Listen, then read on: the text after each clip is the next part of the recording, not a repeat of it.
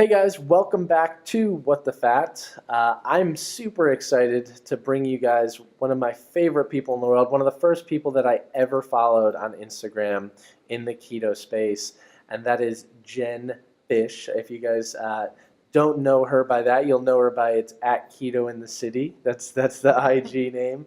And I want Jen to give you guys a little overview of herself, but before that, Jen's one of those people. It was amazing because I actually met her recently in person. We were at a conference together, and I was with Yemeni from No Foods, and we were meeting. And I was walking around, and instantly, when you spot someone, you're like, I've known them for so long, but it was it's just Instagram is one of those amazing places, and being on social media that I feel like I've known Jen and I've watched her journey.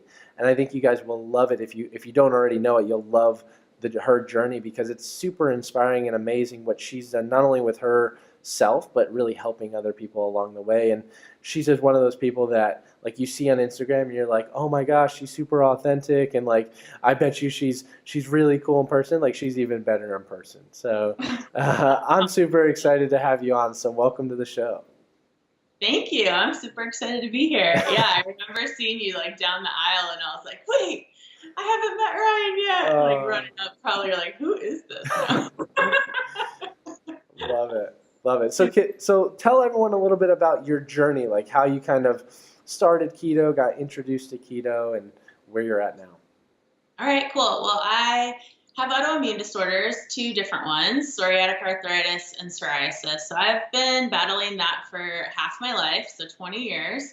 And I've gone through a lot of different things trying to figure out, besides medication, what else I can do on my end to really try to relieve inflammation and just help myself feel better all around. So a very long story, but a shortened version is that about 10 years in, I went and saw an acupuncture doctor who told me I should cut out sugar.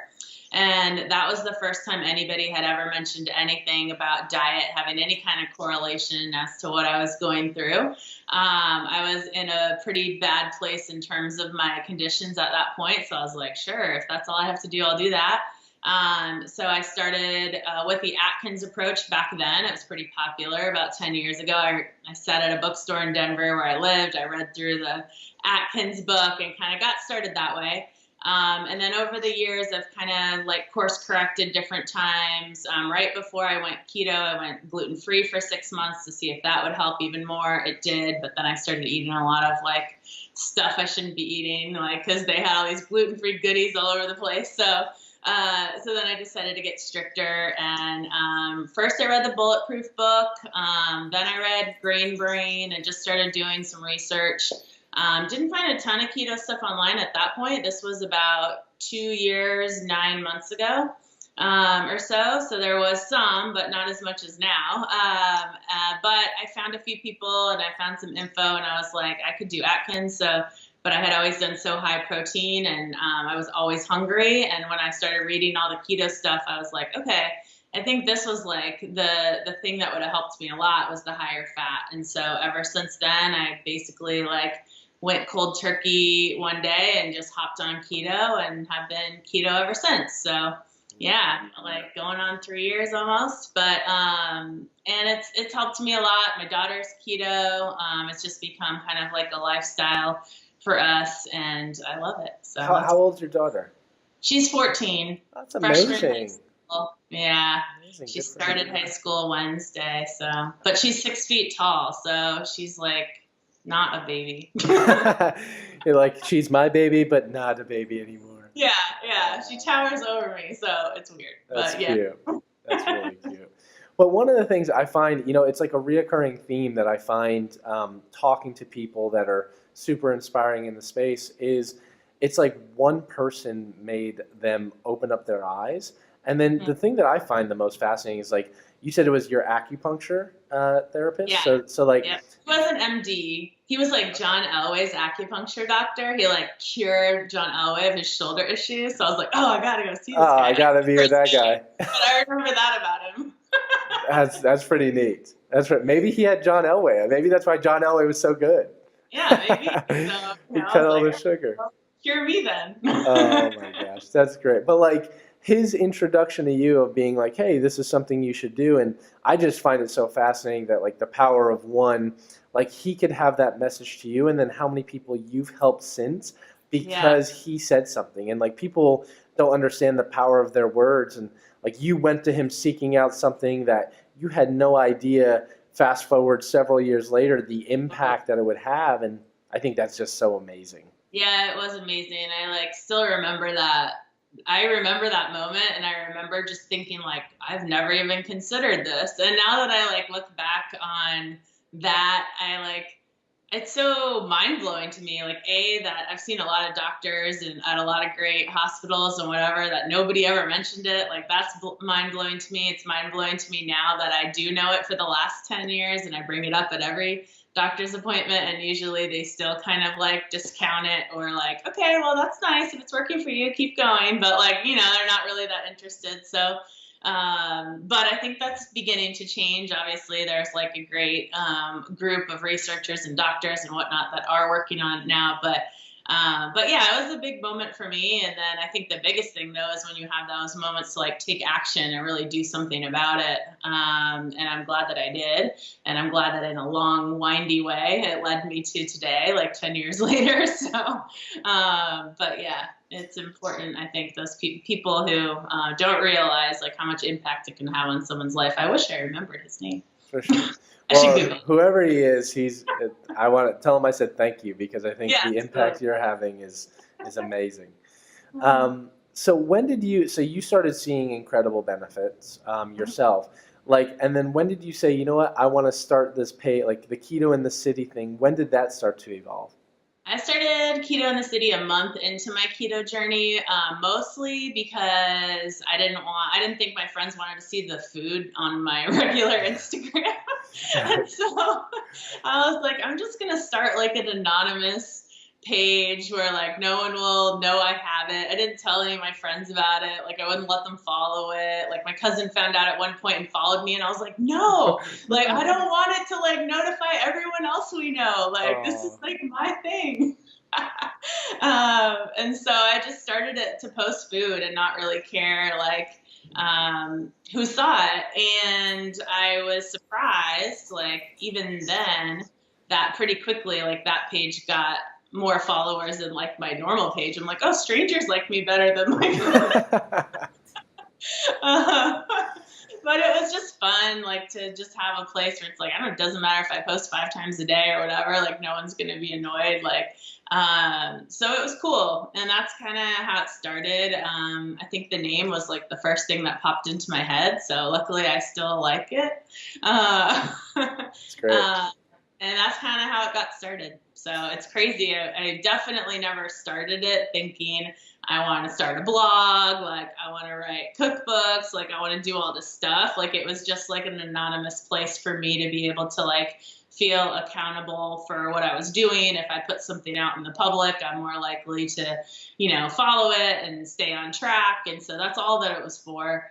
But it is really crazy to see how the community's grown and just how far the page and how much the page has changed a lot of what I do too. So I'm very grateful for that. It's pretty cool to see.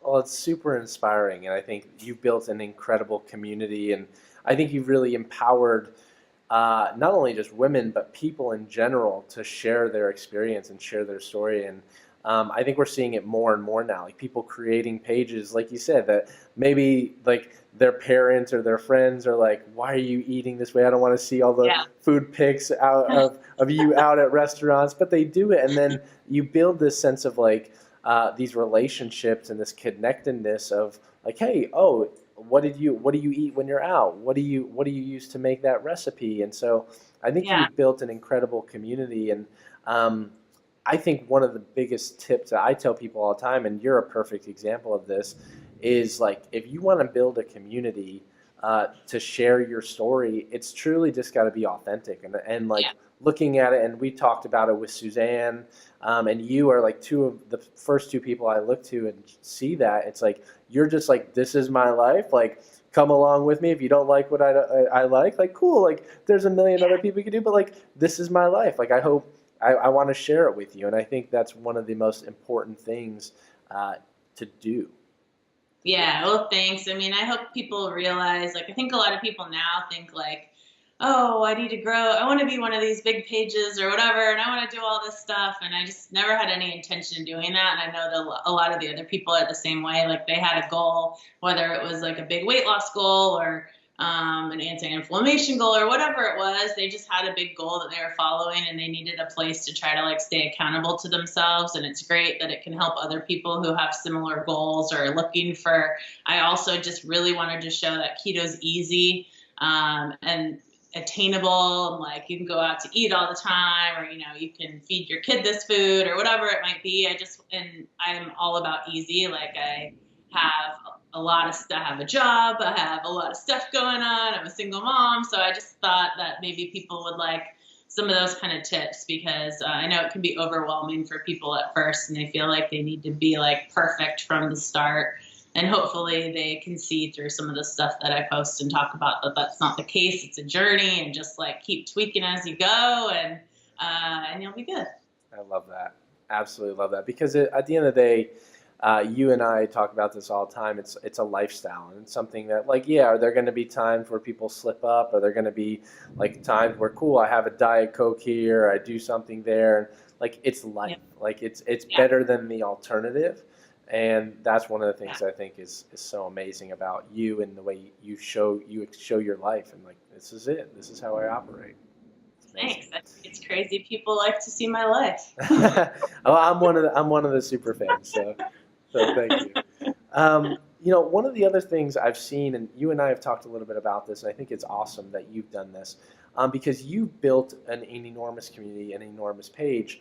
And like I said, the key is being authentic. And you get approached by people all the time. They're like, hey, shout out my product or do this. And like, you make some of the most amazing recipes, which I'm excited to talk about your new book in a little bit. But you make these incredible recipes. I'm sure people are like, use my sauce or use this all the time. But one of the things you've turned down probably 10 times more than you talk about, but you like sharing, like, hey, these are people, these are companies that I like. And one of the things that I think is so important is people that are growing. There are people in this space, whether it's in keto, people that are listening to this that are keto, or if they're just in health and fitness, or in whatever world that they're in. People are going to approach them with sponsorships and be like, hey, I want you to rep my product. But you are one of those people that are like, it doesn't matter if it's not money driven. It's more like, this is something I believe in. This is something that I personally utilize. I won't promote a product that I don't utilize. So what are some tips and tools that you could tell people that if they're trying to grow their page, or they're getting approached by people that are trying to pay them to do stuff? You get approached all the time. What are some of the strategies you use? Okay. Yeah, totally. I think the biggest thing for me is like, if I don't like a product, then and I'm not going to eat it, then I'm not going to post it. Like, that's like a super simple one. Like, I'll try whatever people have, and if I don't like it, I'm first of all not going to post that I don't like it, because I just like my page to be like a positive place, and it's like all positivity over there. But I'll just quietly be like, no, thank you, like that one's not for me. But it's stuff that I love to share. Like, I think people want to find easy snacks or whatever that might be. Like, I'm happy to share if I love something. I do think like an influencer's audience is a valuable thing. I think there's a lot of ways that brands and influencers can collaborate in a way that benefits both of them. And if you truly love a product and you have a great relationship with that brand, then I'm like all for sharing that. I think that that's the most important thing, is it has to be like a true collaboration. Both parties have to be super stoked about it and excited to be working together, and it has to be something that fits into your lifestyle and something that you actually love. So there's a lot of great brands that I love that I'm happy to work with, whether it's on a lot of different levels and different ways that we can collaborate. And then, yeah, there's been plenty of brands that have come through. The shout out messages are the weirdest, because it's like, who does that? Like, Right. no. Right.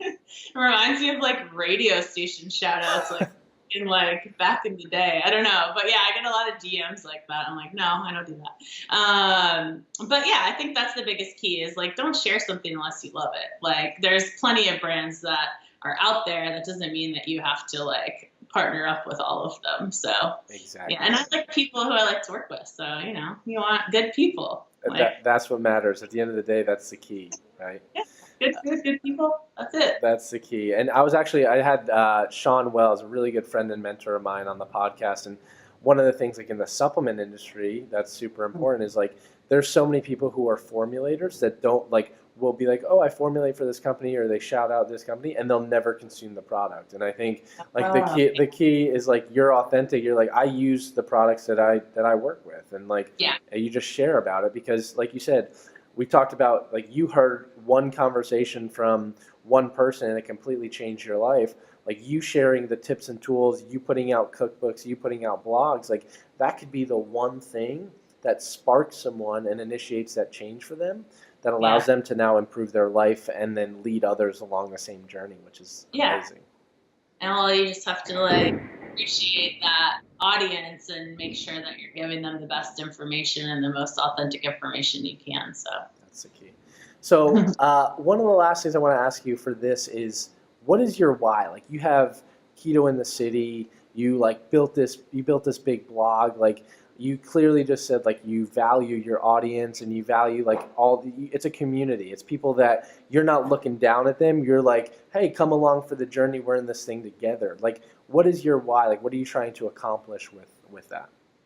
I think I just love sharing with people. Like I like empowering men and women, but especially women. Like I've always felt drawn to empowering women in a lot of ways. And the keto audience, at least on Instagram, is super female focused. And I love that. I love that. I think that there's so many different ways that it can benefit people. And so many people are suffering in so many different ways, whether it's through disease or through weight issues or whatever it might be, that I really feel like there's a great way with keto that you can help make so many different parts of a person's life better. Like I just know the experience that it's had for me. I'm a person who does a million different things at once. Like I don't like to sit still. I like to challenge myself all the time. So the blog and the recipes and the cookbooks, it's like almost like I can say no. I am capable of saying no, but I always am like, maybe I'll just chill the next couple of months. And then I'm like, nope, just sign down to do a book or whatever.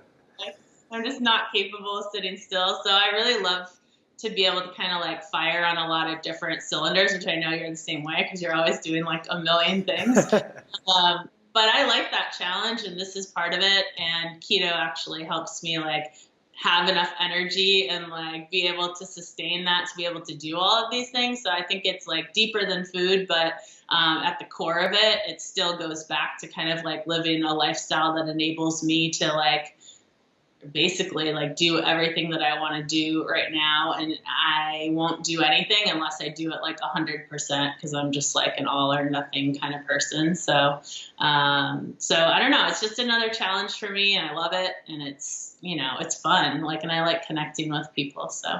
Well, I think you brought up a really important point, and something that a lot of people don't even talk about when they're talking about keto is like you said, like eating this way and like living this lifestyle has allowed you to go after and chase your dreams like in a way that you wouldn't have been able to do otherwise. And I find the same thing is like I love what I like. I don't look at it as work. It's a passion.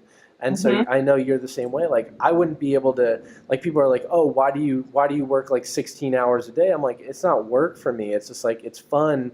Like I wouldn't be able to do that if I was worrying about eating oatmeal every 2 hours and granola bars. Like, it's just like, it's not as productive. And I think that's an often overlooked component is people don't understand the impact that like food and then obviously the impact that it has on our body and then our physiology has on like work productivity beyond just like what it has for our general health and well-being. So really, really amazing point. And I think that's something that a lot of people should take and understand of like, that's an important factor as well. Yeah, totally. Get that brain going. Yes. So I want to transition into Jen's keto life.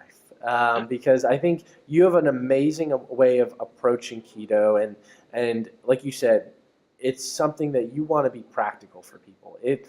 I was just talking on an Instagram live about this. Like you can get super granular of like, oh, let me weigh out every ounce of this, and I got to make sure I'm this percentage. But like in the macro scale, you got to make sure it's sustainable. So I want to just kind of give people a little bit perspective of your life. So what does a day in the life of Jen look like as far as like eating? How many meals a day do you eat? And then like what do those meals look like?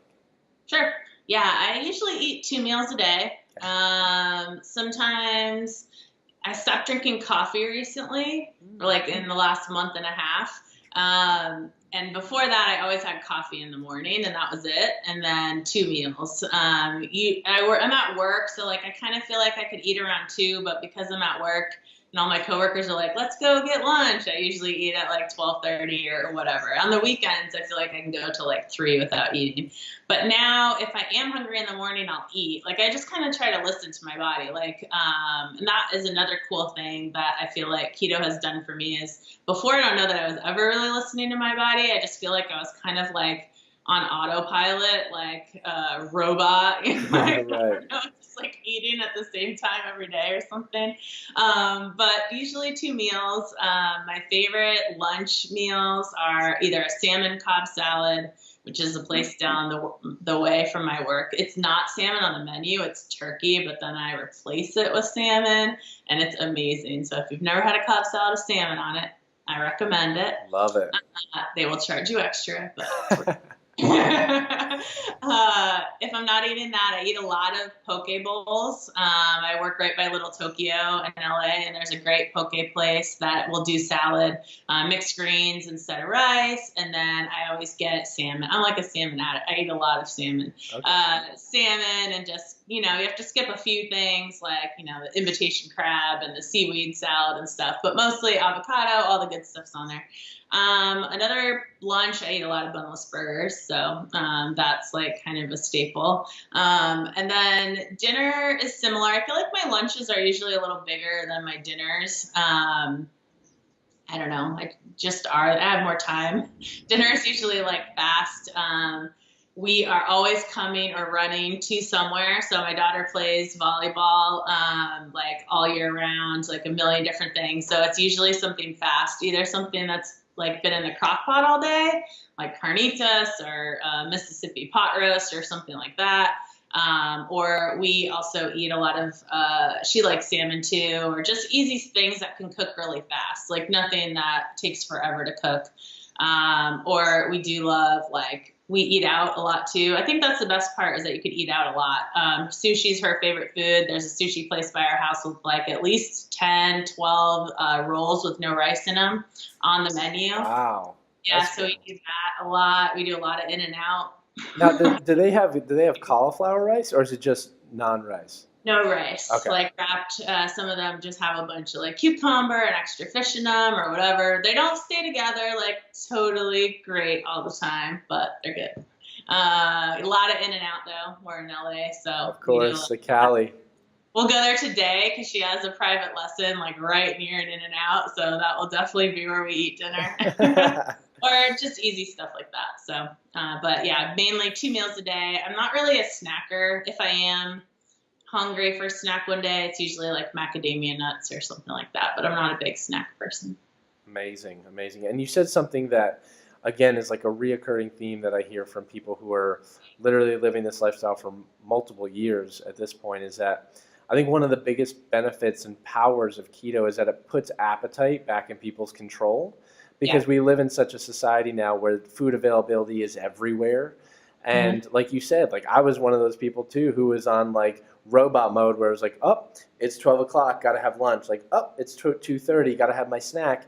And now it's like, all right, like I might not eat again for the rest of the day. Like I had a pretty big lunch. We were doing some cooking, some recipes, and like I might wake up tomorrow morning and have breakfast where I normally don't. So it's just like getting in tune with your body, I think, is one of the biggest gifts that you can give someone because rather than be controlled by the outside world, like you're actually back in tune with your body and you're like, all right, I'm hungry, I should eat. And then being able to differentiate, like, is this just fake hungry or is it like I'm really legitimately hungry, it's time to eat? Is it just like, oh, there's cupcakes on the counter and I want one? Or is it like, or is it like I'm legit? It's a great feeling. Like it's one of the best parts. And then the not having really, I guess I don't know how long this took, maybe like 6 months or so in when I finally was just like, wow, I'm like not even tempted at all. Cause my work has like stuff everywhere. It's like 50 people. It's like an ad agency environment. There's like always, people are always sending us like food and all kinds of stuff. So it's everywhere. For my 5th anniversary at the agency, they gave me, and I was already keto at this point, they gave me a huge donut wall, like a 5, like for my anniversary. And then somebody was like, wait, but she can't eat that. But I was like, no, thank you. But it's like everywhere. And so, but you know, it's crazy. I would have never thought that I can like walk into a donut shop with people, my parents or whoever, and just be like, no, it's cool. I remember donut tastes good, but I don't need one. I'm like, I ate them for like 30 years or however long. Like, I'm good. Exactly. And it's another huge point. Like, people notice cravings go away. Like, I was the same way, like walking down a candy aisle, like nothing really phases me anymore. I'm like, cool, there's alternatives to that. Like, cool. I was a big Reese's guy. Like, cool, I can make my own with like dark unsweetened chocolate and peanut butter. Like, it's super simple and it gets you to be creative, which is fun, but it's not complicated, you know? Like once you know what you're doing, it's pretty easy to kind of fill any craving. So for sure. And now with your coffee thing, was it just like you wanted to lower it? Like what was the reason for that? I'm curious. Well, it might be kind of an eye-rolling story, but so far it's working well for me. Something was like going on where I wasn't feeling like as great, and I wasn't really sure what the culprit was. But there was 2 days. I was in Colorado because my daughter was training at this volleyball thing. And one day I went to Dutch Brothers, which I was super excited because they have a keto coffee on the menu, which is just cold brew with heavy cream in it. But they call it keto coffee, so I was excited. So I got one. I went to her thing. It took 2 sips, and then I dropped it all over the ground, like by accident. And I was like, no. And the next day I went to Starbucks. I got an Americano, went to her thing, and like walked through a door and did the same thing. I dropped it on the ground and I was like, oh my God, either my hands don't work anymore or like the world is trying to tell me that coffee is the problem. It's a sign. Basically, I was like, all right, I'm not going to drink coffee and see if it helps. So I went a week and I actually was like feeling better. I don't know if it was like the acid in the coffee or what it was. Like, I really have no idea. Or the heavy cream in the coffee, not sure. But anyway, then I just kept going. So now I think it's been like a month and a half or 2 months maybe. I haven't quit caffeine. I've just quit coffee. And I feel fine. So I don't know.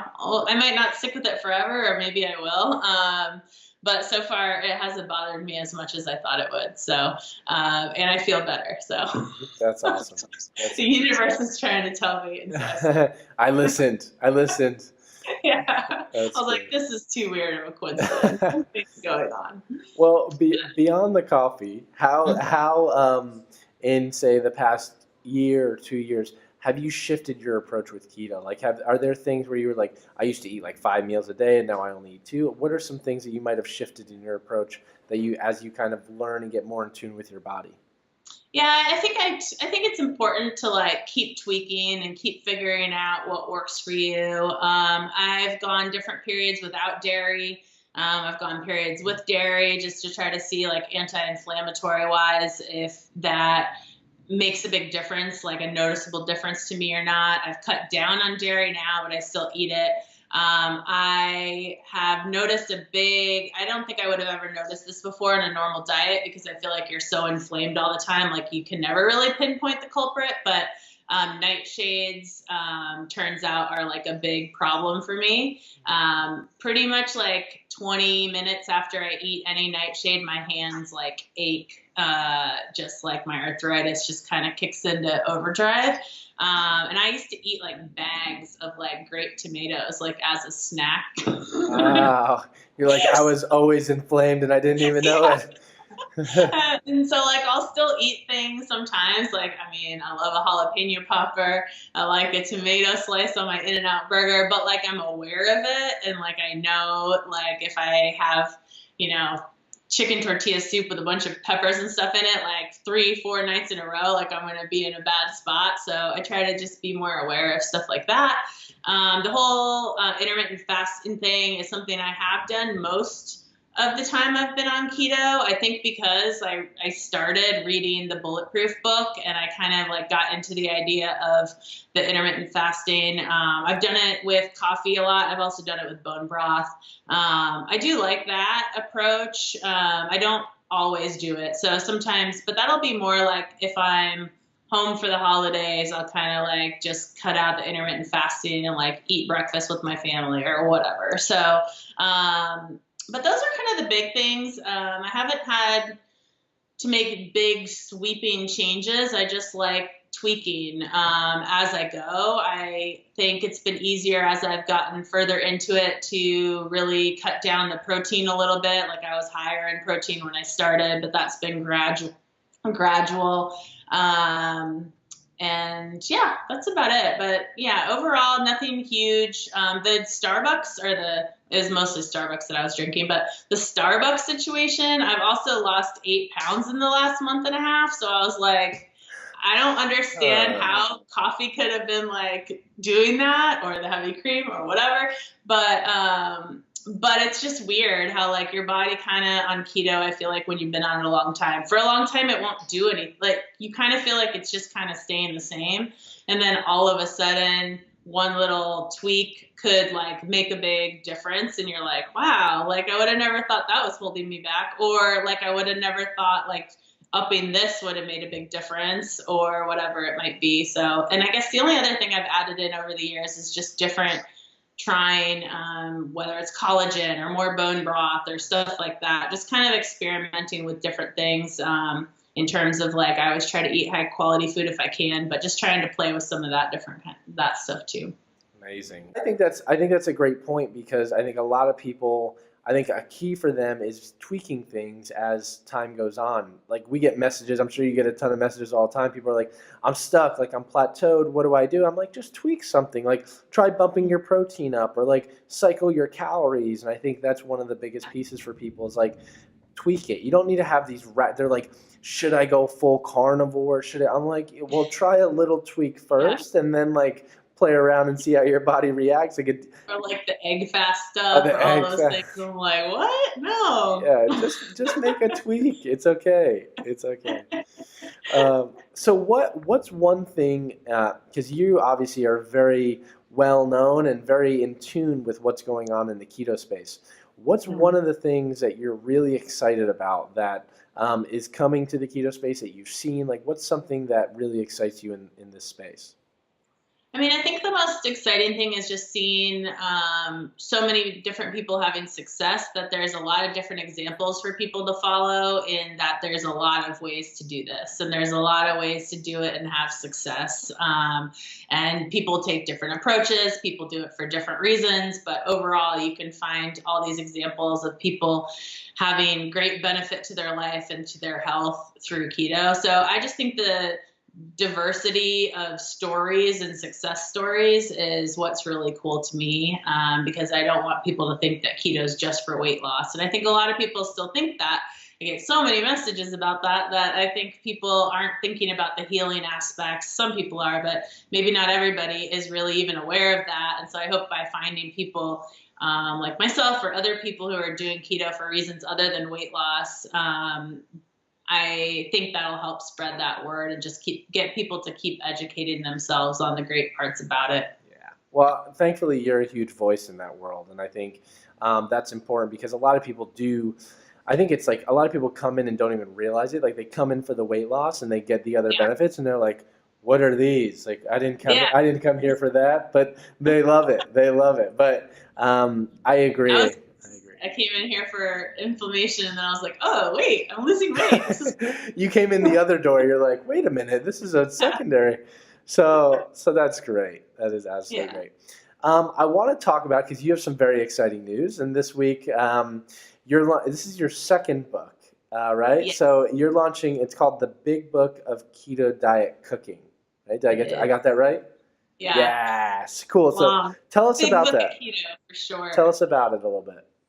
Well, it's a big book. It's 200 recipes, and it's like a big, hefty book. My last book was 130, but it's like a smaller, more condensed book. This book is huge. So it's great. It has meal plans in it as well. So it has 3 different 2-week meal plans, one for people who don't do dairy, one for people who do dairy, and one for people who don't want to eat any of the big 8 allergens. So that was like challenging because I do eat a lot of the big 8 allergens, but it was cool to think about. Like, again, like I was just kind of talking about keto for health purposes, like people who are trying to get into keto who already have a lot of like restrictions to their diet, whether it's through allergies or whatever it might be. So hopefully everybody can find recipes in this book that that'll work for them, whether they're doing like a keto paleo approach with the no dairy or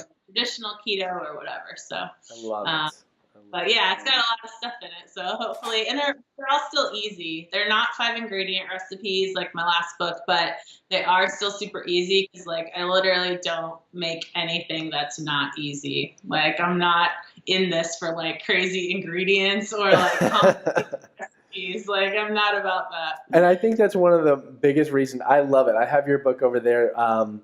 And it's like one of the staples that I keep on my cabinet because it's like I'm one of those people who love simple recipes, and I love like going to it and being like, oh, I only have like 10 minutes. Like, how do I figure something out? I'm like, you know what? What would Jen do? What would Jen do?